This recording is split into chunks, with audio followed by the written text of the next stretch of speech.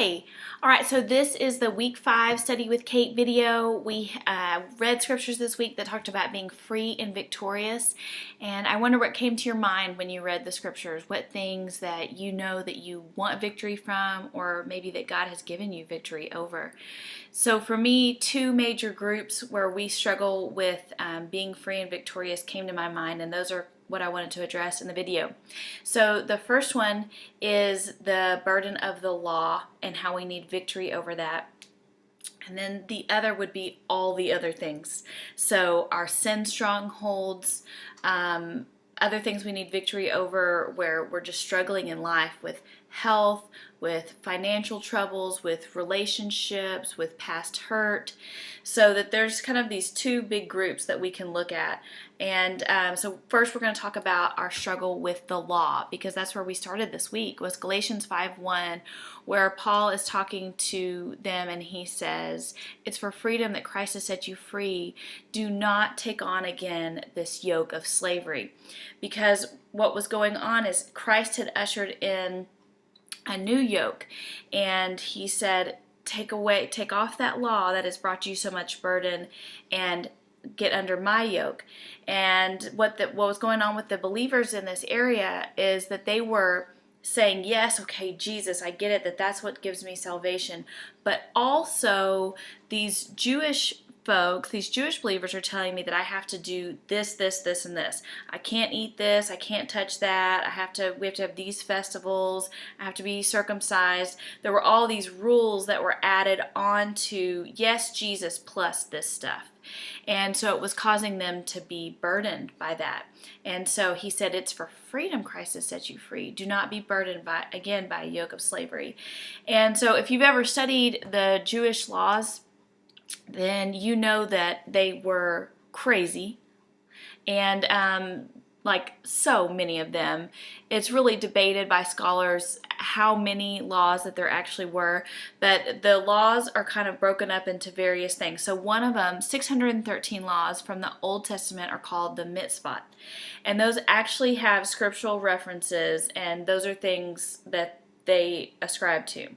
Okay, but then the Jews added on to that something called the halakha, which is supposed to be like a hedge around the law, and it has all these other rules so that it would keep you from ever getting even close to breaking the law. And so, for example, let's say in the mitzvot, in one of the 613 laws, it says, keep the Sabbath holy. Well, then in part of the halakha and the hedge around it, they're going to have all these rules that tell you exactly how to keep the Sabbath holy. And in one of the little books in the halakha, as I understand it, it's called the Mishnah, and there are 24 chapters in that little book that tell you how you are supposed to keep the Sabbath holy. And so I pulled a few here, and so one example was the burden that they could carry, and what exactly that meant, that they weren't supposed to carry a burden on the Sabbath. And so they had specific rules for exactly what you could not carry. So you could not carry, a burden would be pieces of paper, horses' hairs, wax, a piece of broken earthenware, or animal food. All this is written out. And so it was generally anything as heavy as a dried fig, or a quantity sufficient to be of any practical use. So just like they had to know exactly what they could or could not carry, so nothing bigger than a dried fig, so I guess really nothing. And then on the Sabbath, let's say your house caught on fire on the Sabbath, so only those clothes that were... is it allergy season where you are? Because it's allergy season where I am. So instead of stopping this video and starting it all over again, I'm just gonna sneeze on camera and then keep going. I hope you're cool with that. Okay, so let's see. So if your house caught on fire, you were only able to save the clothes that were absolutely necessary. But you could put on a dress, save it, then go back and put on another. So, like, y'all, I could just see myself like the house is on fire, but I'm like, the clothes. So I run outside with the dress on, throw it off, run back inside, put on another dress, run out, take it off, right? I mean, is that how it goes? But so the point of all that is that it got a little bit ridiculous, and it was this heavy burden for them to carry all these rules that they had to keep up with. And so this same, when Paul says don't be burdened again by a yoke of slavery, that word yoke is the same Greek word used in Matthew 11:28 and 29, where Jesus is speaking, and the context is the same topic, and he says, "Come to me, all you who are weary and burdened. Take my yoke upon you and learn from me, because my yoke is easy and my burden is light." And so then that was so neat for me to see the connection between the two yokes, and that Jesus has a yoke. He wants you to take off this other one and to put on the other one, put on his. All right, but the issue is that we don't know what a yoke is, y'all, because I don't know about you, but I don't go out in the backyard and like hook up my ox to the yoke and plow the backyard. It's not something I do. So the metaphor is kind of lost on me. Although I have to say that I have seen this in action when we were in Cuba, and I was like blown away to see this happening out in a field. But the deal with the yoke is that it's typically wooden, and it's a U shape that'll go under the neck, and then the bar sits across the shoulders. And so then, and it's typically an ox, but different kinds of animals. And then they pull the weight, and it's kind of centered here on the shoulders. And then there's these bars that connect back to the burden, whatever it is that they're pulling. So if it's a plow, or if it's something where they're toting something across, that's back there. I knew nothing about yokes before I started this, but now if you looked at my Google search history, I've watched videos of oxen pulling stuff with a yoke. I've learned how to make a yoke, how to put a yoke on an ox, because I wanted to make sure like I got this thing, that I understood what the yoke was about. And so I had always pictured the yoke being a double yoke, where I'm in there and then Jesus is next to me helping to pull the burden. But I don't, really looking and studying scriptures and commentaries and then consulting a buddy, I really don't think that that's what the scripture is saying. There's no evidence that he's under the yoke with us. It says, take my yoke upon you, meaning it's a single yoke. You're the ox. You can either take the yoke of slavery, which is what the law offers, or you can take that one off and you can put on the yoke of Christ. And it says that my yoke is easy and my burden is light. Okay, but you still have to choose to submit to his authority. All right, and there's still a choice of, I'm choosing you, Jesus, I'm surrendering to you. And then the burden he gives us is light. Okay, because his rules are easy to follow. His Spirit helps us, enables us to be able to walk in this, and he is guiding us with his yoke, and he does all the work, and he shows us how he wants us to live. Okay, so it's two very different things. And so you think to yourself, why in the world would, if I've been given the opportunity to take off the yoke of slavery that was like beating me down, and I could put on Christ's yoke that was so light, why do I choose to then go put this one back on? Because y'all, we do. And I think it's because we're more comfortable with rules. Rules make us feel comfortable. If I know how I'm supposed to live, if I can do A, B, and C to be healthy, if I can do X, Y, and Z to raise perfect children, we like to have this regimented thing of how things go and these rules for us to follow. Or if you were going to take it to your Christian walk, that it would be, if I have a 30-minute quiet time 5 days a week, then I'm good to go, because God's cool with me having a weekend on Saturday and Sunday. I don't know what your rationalization would be. Okay, but we like the rules, and so we put our head in this yoke thinking it's going to be better, but really it becomes burdensome. And so I wonder what laws that you are submitting to, what yoke you have put your head in that is not Jesus. I know my college girls put their head in a yoke, and they have various struggles and rules that are put on them that are not from the Lord. So they are struggling with feeling like they're supposed to be engaged by the time they graduate, or at least have a ring on their finger and a date set and promise ring if it's not an engagement ring. There's this major pressure that they're supposed to be in a sorority or in some ministry, just going 9 to 5, working on this organization. they have all kinds of rules that they're under.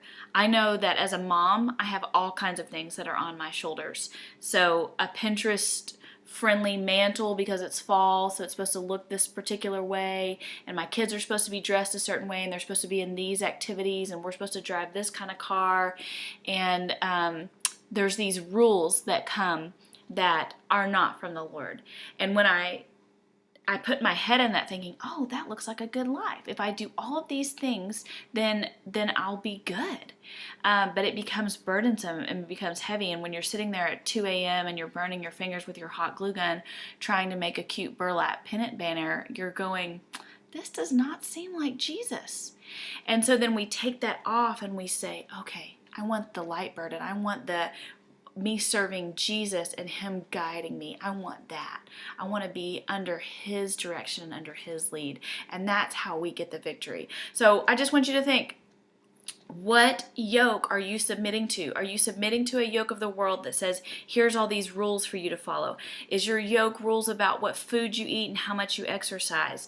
Is your yoke about what your kids should look like? Is your yoke about how your future should be? Whatever that yoke is that the world is putting on you, spiritual disciplines that were intended for good but have become a burden for you because it's just a law to check off, whatever that is, that you would take that off and put your head in the yoke of Christ and let Him lead you, because we find rest in that. That analogy reminds me of in the book that I told y'all about, that I got some of the information for this. Now my phone's ringing. This is real life, people sneezing, phone going off. The book I told you about the identity study, I can't think of the name right now. Sorry. But he tells this story, and I looked it up, and this is a legit story. So there was this guy named Blondin, and he was a tightrope walker. And so in like late 1800s, he was going to tightrope over Niagara Falls. And so he goes, and he's about to tightrope, and he says, I need a volunteer from messed up the story. Forget I just said that. He says, do you think that I could go across Niagara Falls with someone on my back? And they're all like, yeah, of course you can. You're the man, Blondin. And so he says, okay, I need a volunteer from the audience. And all of a sudden, crickets, because nobody's going to volunteer. So his poor manager, who has to do it because that's part of his job, I guess, is so that he makes the manager jump on his back. So there's a picture, I'll post it with this video, of this manager on Blondin's back as Blondin is going to walk across this tightrope that's, no bigger than my wrist. Okay, and they're walking across Niagara Falls. If you've ever been to Niagara Falls, it's loud, it's crazy, there's water everywhere, and so as they're walking across, everything's going good. The manager has his arms around Blondin, okay, and they're just walking across, and all of a sudden the wind shifts, and the manager gets scared, and so he shifts his body to compensate for the wind, and Blondin starts to hesitate, and they start to look like they're about to fall, and Blondin says, stop, don't move. If you want to live, you have to let me guide you across here. And so you could get where I'm going with this story, I guess, that Blondin said, if you want to save your life, you have got to lose it and submit yourself to my control. Because if you try and struggle away from me and figure this thing out on your own, you're going to die. And so sure enough, the manager submitted to Blondin's control, and Blondin was able to get them safely across Niagara Falls. And so I don't know what your struggle is. I don't know if you're struggling under the law and there's a burden that's pinning you down because you've put yourself back into a yoke of slavery. I'm not sure if that's the struggle that you're in, or if you're in a struggle where you're dealing with the consequences from past sin, someone's health in your family is bad, or your own health, you are under financial strain. I don't know what it is. I don't know which camp that you're in. But here's the truth, that we are more than conquerors through Jesus Christ, and it is nothing of ourselves. And so if you want to get to the other side, if you want to get to freedom from this, if you want to live victoriously, then I would challenge you today to wrap your arms around the body of Jesus, relax, and let Him take you across, because He will lead you to freedom and victory. Okay, I feel like this was a little bit of an off-the-wall video, but I really still hope that it blessed you. And let's finish strong this last week as we read scriptures about being His blessed child. Okay, love you. See you on the blog.